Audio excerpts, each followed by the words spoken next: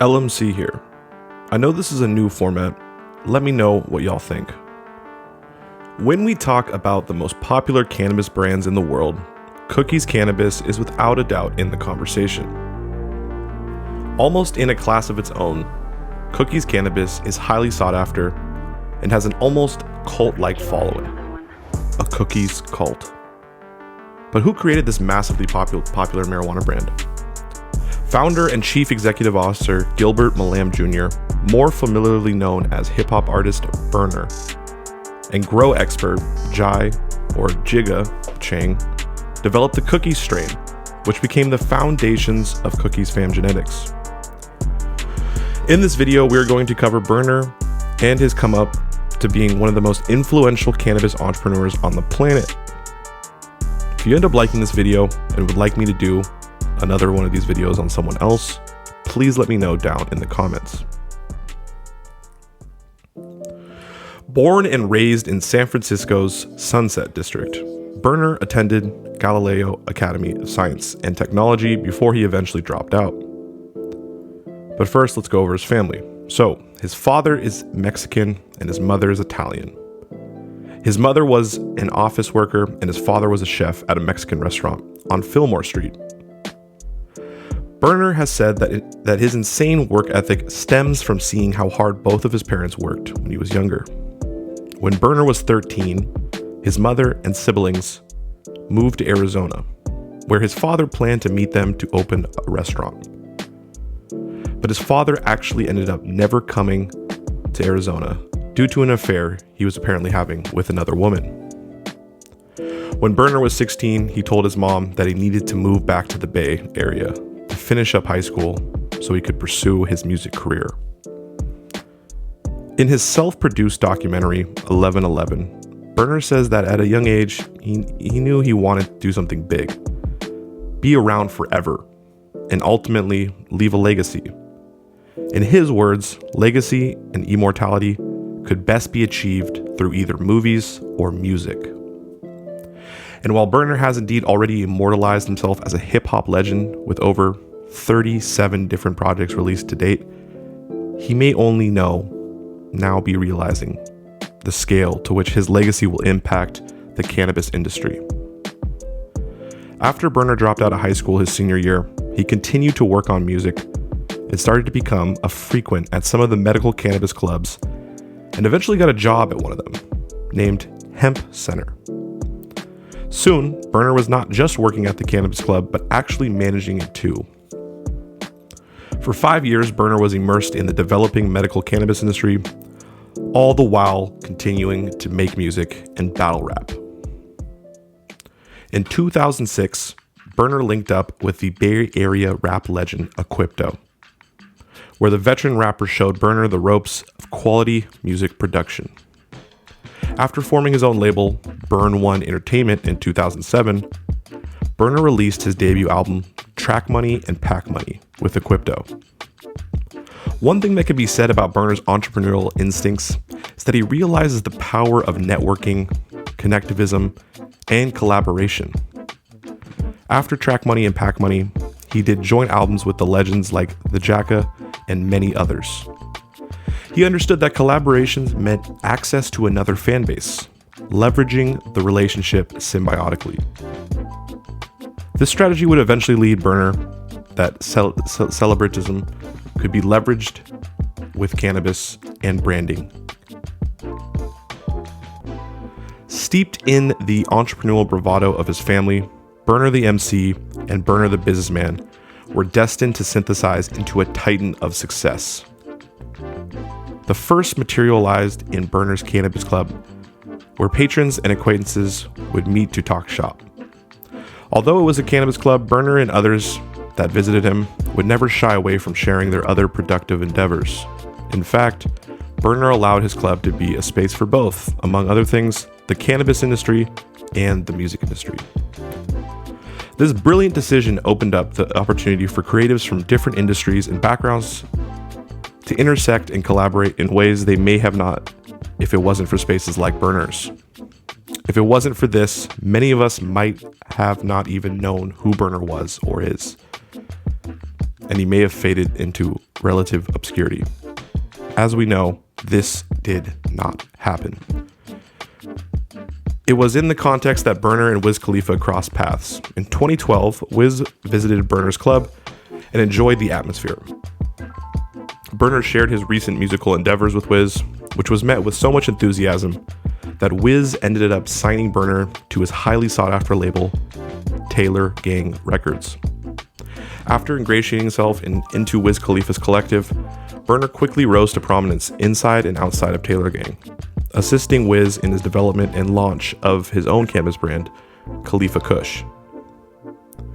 If you have had your ear to the ground around this time, then you would remember the wave of hype and controversy that orbited Khalifa.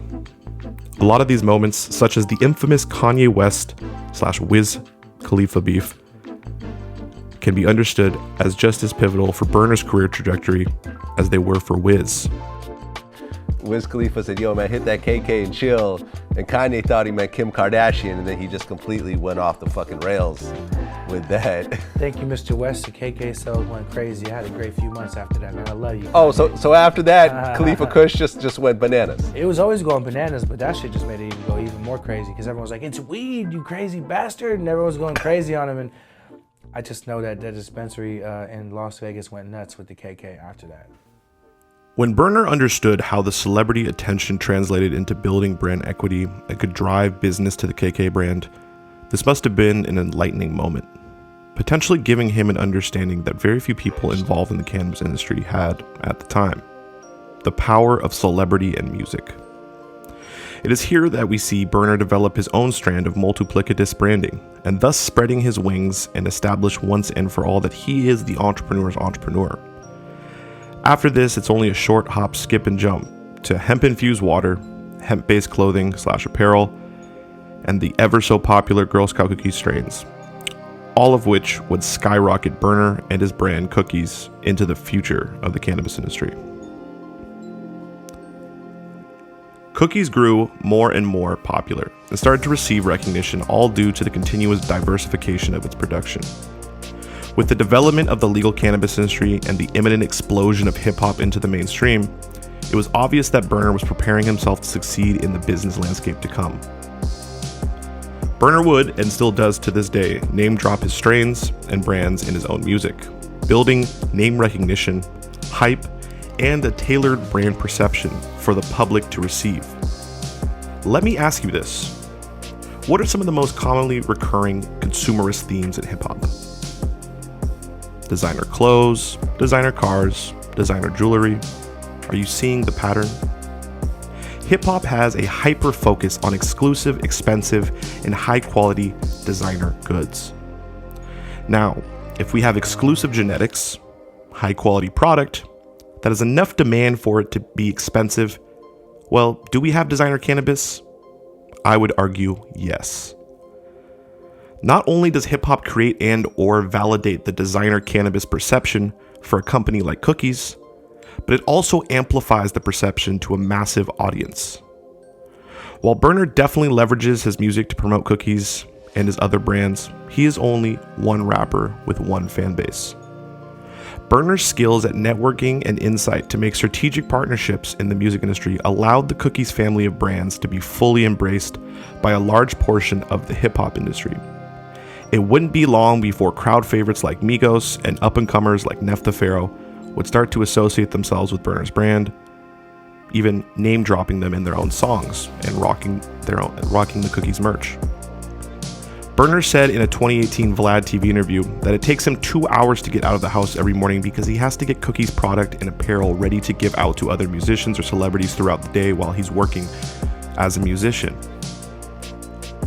When it comes to strategic partnerships Burner has made, I think a great example is when he made the partnership with the legendary hip-hop manager Steve Lobel, otherwise known as We Workin', and had him invest into the Maywood Cookies cannabis store in LA.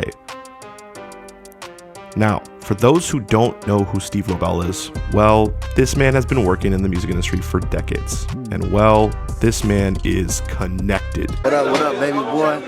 Right here, Kendrick Lamar, my big homie Steve, you feel me? Yeah, this the man right here, get the camera off me. Hey, You know what I tell mean? them little stories you want to talk with J-Rock and Nipsey. Oh yeah.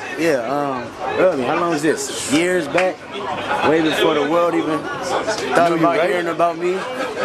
Just giving me the game. How things goes, you know, being a young cat in the game early. So many times you got to bump your head to get where you at, and you make mistakes. You know, being on that first tour with you, made a whole lot of mistakes. You know what I'm saying? And it was a lesson learned. But when you have people like this, right there over a 17-year-old kid, a 20-year-old kid, then you be in good hands. By the time I turn 25, I know the game. The biggest artist in the world. I'm proud of this guy. It's Kendrick Lamar. If you don't know, I'm sure you know. And I'm the OG. What's my name? Yo, Bill, what's poppin'? He's most known for being the manager of the legendary hip-hop producer Scott Storch. And a legendary producer like Scott Storch is always in demand, whether it be from the OGs or the new and young artists popping off on the scene. So when you have a manager of a superstar producer that works with the most popular young and old rappers now invested in your cannabis company, well, those connections are going to come in handy. In the same 2018 Vlad TV interview I referenced earlier, we see Vlad bewildered at the long list of world-class features on Burner's album that was coming out at the time.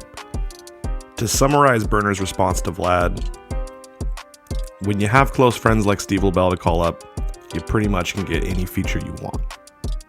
And Burner is right. Leverage the cannabis into music and the music into cannabis. He had garnered such a fluid and organic organization of business flows and ties that it was almost as if he was tending to a garden at this point. It was just a matter of time before it would bloom into what we know Cookies as today. Cookies' success was truly materializing. As we've seen, Burner saw the potential in intertwining cannabis brands with hip-hop and celebrity culture. Now, why don't we go over the Cookies family of brands? So Cookies is obviously the flagship brand, which sells millions of dollars worth of apparel, licensing deals, cannabis sales, and more. He owns Exotics and Lemonade, both of which are popular flower brands in their own right. When it comes to cannabis accessories, he owns Santa Cruz Shredder, a high-quality cannabis grinder, while he also has his own paper brand, Vibes. Then we have Hemp 2.0.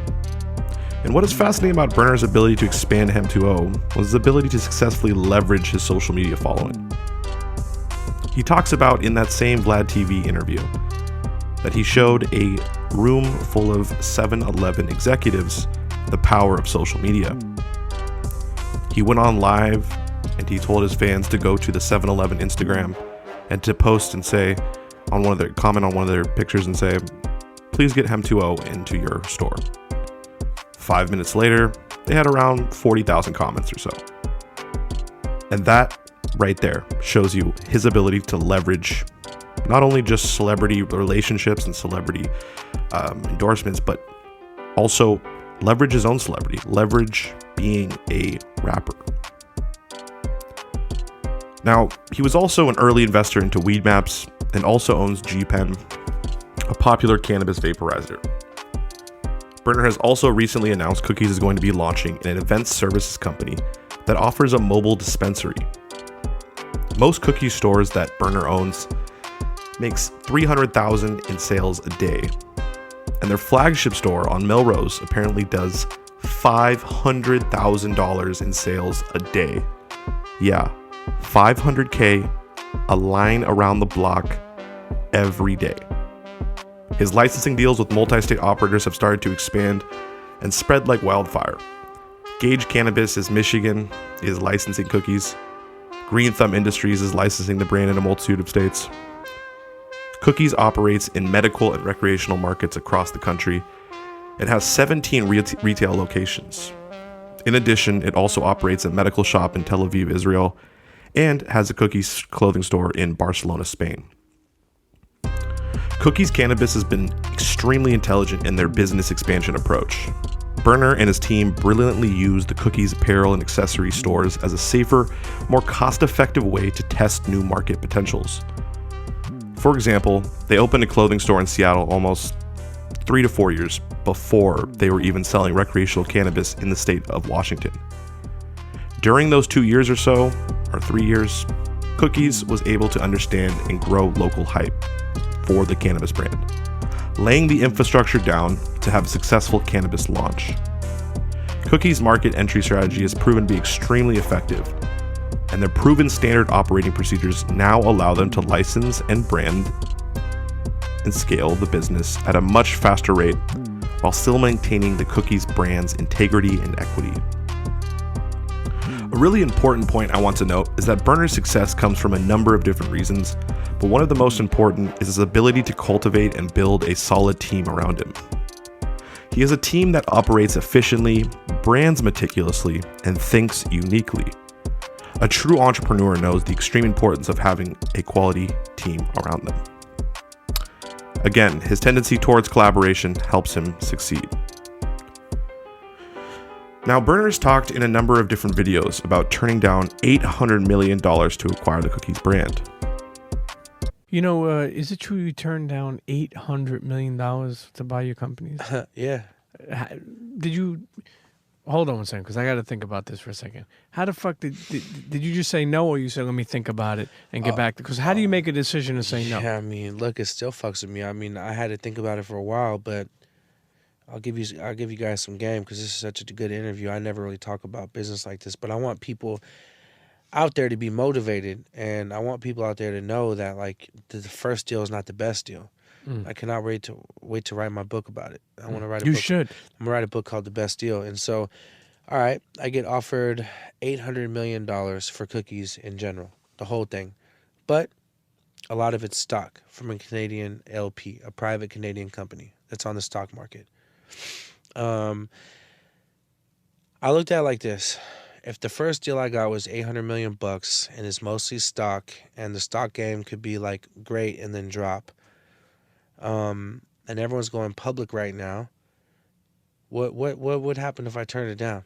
That dead air makes me pretty much a boss to do that. So instead of taking $800 million, I took $10 million in cash for 10% of my company as a friends and family round to invest into infrastructure.